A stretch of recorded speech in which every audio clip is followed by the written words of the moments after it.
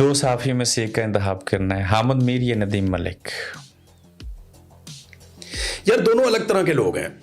नदीम मलिक साहब का मुझे फ़ोन आया जब मैं जबरी तौर पे लापता होकर वापस आया, तो नदीम मलिक साहब ने मुझे कहा कि मैंने आपसे मिलना है और आपसे लड़ाई करनी है।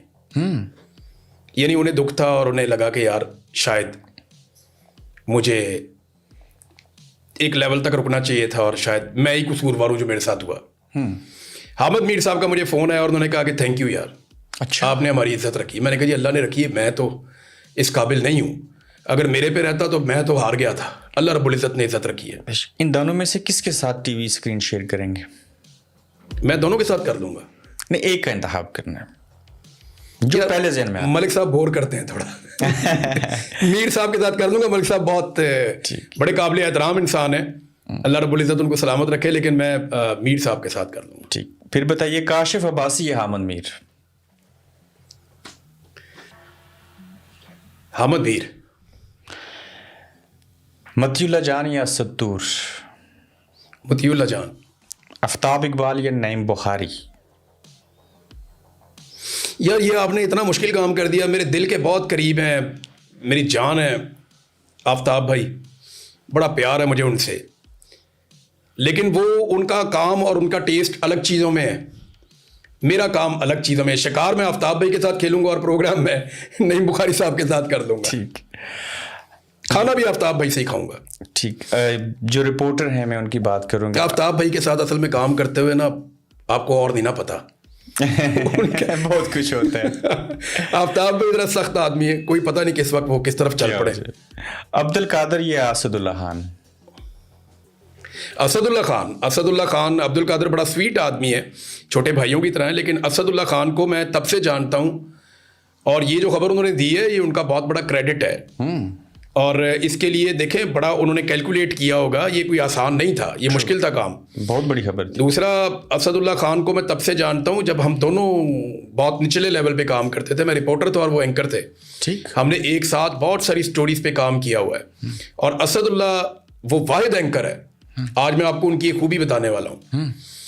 मेरे साथ कभी ऐसा नहीं हुआ। ये वो वाहिद न्यूज़ एंकर है जो न्यूज़ बुलेटिन में ब्रेक के दौरान फ़ोन करके पूछता था कि मेरे साथ डिस्कस करोगे स्टोरी में और क्या है। अच्छा, इनमें जर्नलिस्टिक अप्रोच है, ये तो बड़ी बात है। ब्रेकिंग वो कॉमन सेंस है इनके दिमाग के अंदर जो एक जर्नलिस्ट में होनी चाहिए। यानी प्रिपरेशन करनी है, मुझे ज़्यादा पता होना चाहिए, मेरे क्वेश्चंस जो हैं वो बिल्कुल ठीक डायरेक्शन में जाने चाहिए। और ये वो वाहिद जर्नलिस्ट है जो किसी ब्रेकिंग के बाद शाम में बाद औक़ात आपको फ़ोन करके पूछ भी लेता था और बता भी देता था कि कैसा लगा, कोई क्वेश्चन आपको लगा कि सारी चीज़ें ठीक थी। वो he is a professional journalist. और हमेशा मुझे ऐसा लगा कि जो असदुल्ला खान के सवालात होते हैं वो हमेशा बाकी एंकर्स के सवालात से ज़्यादा कॉमन सेंस वाले होते हैं। कॉमन सेंस वाले, मैच्योर, बहुत मैच्योर लेवल से आए ना, ग्रास रूट लेवल से। दूसरा, असदुल्ला ने अपने अंदर के जर्नलिस्ट को कभी सोने दिया ही नहीं। प्रॉम्प्टर वाला टीवी भी इनके जर्नलिस्ट को नहीं सुला सका। खोजी हैं। हाँ, नहीं, उनके अंदर एक जर्नलिस्ट है प्रॉपर। मोहित पीरजादा या वजाहत सईद खान? ये दोनों बहुत अलग किस्म के आदमी हैं। डॉक्टर साहब जो हैं वो बड़े नफीस आदमी हैं और वजाहत भाई जो हैं वो उनका एक अपना अलग स्टाइल है। तो ये तो आपने मुकाबला ही बड़ा अजीब करवा दिया, क्योंकि ये दोनों एक दूसरे से मैच ही नहीं करते। दोनों एक दूसरे से मैच ही नहीं करते। वो एक स्टाइल ही अलग किस्म का कैरी करते हैं, बिल्कुल रफ, और बड़ा उसमें अंदर कोई अग्रेशन आ जाती है बाद औक़ात, उनकी वॉइस वो अलग ही चीज़ है। उनका मुकाबला आपने करवाना है तो वो किसी और के साथ आप करवा लें, पर डॉक्टर साहब का आपने मुकाबला करवाना है तो वो आप साबिर भाई से करवाएं या इधर कहीं करवाएं, तो बिल्कुल अलग है।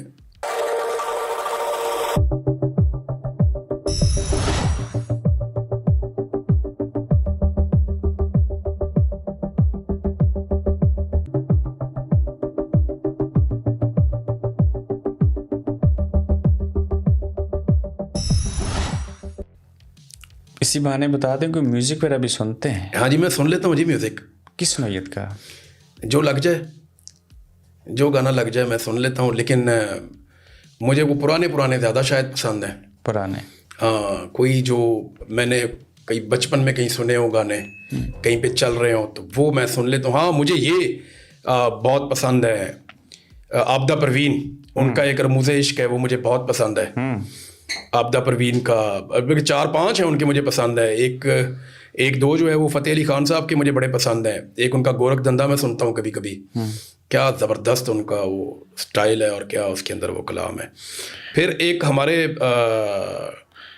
थे बड़े गुलाम अली साहब, उनका भी मैं सुनता हूँ। और एक मैं मड़ा इश्क भी तू, ओए मेरे मुंह से लफ्ज़ छीन लिया आपने, पठाने खान साहब का जो है ना, ये मड़ा इश्क भी तू, ये मुझे इतना मज़ा आता है। ये मेरा एक दोस्त मेरे से नाराज़ हो गया, कहता मेरी गड्डी तब्दील कराओ, क्योंकि मैं चला एक शहर से और जाना था कोई 6-7 घंटे की मुसाफत पे, तो ये मैंने रिपीट भी लगा दिया।